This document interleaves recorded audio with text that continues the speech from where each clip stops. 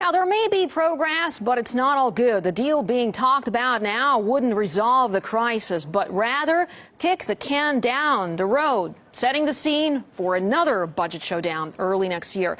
More on this now with investor Jim Rogers, author of Street Smarts, Adventures on the Road and in the Markets. Jim, thank you so much for joining us here today on RT to discuss this. Well, look, even if there's no deal to raise the debt ceiling in 2 days, the U.S. Treasury has got tens of billions of dollars in reserves, and some are saying that, America's economy still has time. What's your take?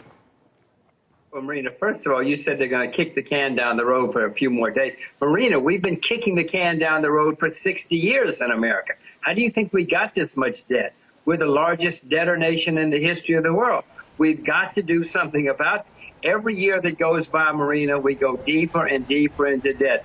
Somebody's got to solve this problem, one way or the other. Okay, but how can it be solved? I mean, the senators are now saying that they've got a solution, a temporary fix is what they say, that would last for a few months. But what happens after that? I mean, it all seems like a do now something, but think later approach. Well, that's exactly right. You used the words temporary fix. That's what it is, Marina. That, this has happened 18 times in the last 30 years or so. They continue to do the same thing. They say, okay, we've got a compromise, we've got a solution. And the next thing you know, 2 or 3 years later, we're right back where we started, except the debt is that much higher every time. They can keep doing this, and they have been doing it for 30 years. But Marina, eventually, the market's going to say, we don't want to play this game anymore. We're not going to lend you money at any price.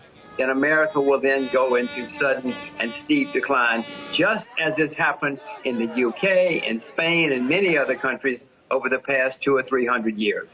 All right, now let's look back a few years to 2008, the global financial crisis. And some analysts were saying back then, when America sneezes, the whole world has a cold. So, I mean, is this a similar situation now? What happens to the countries who have their assets in dollars? How are they affected?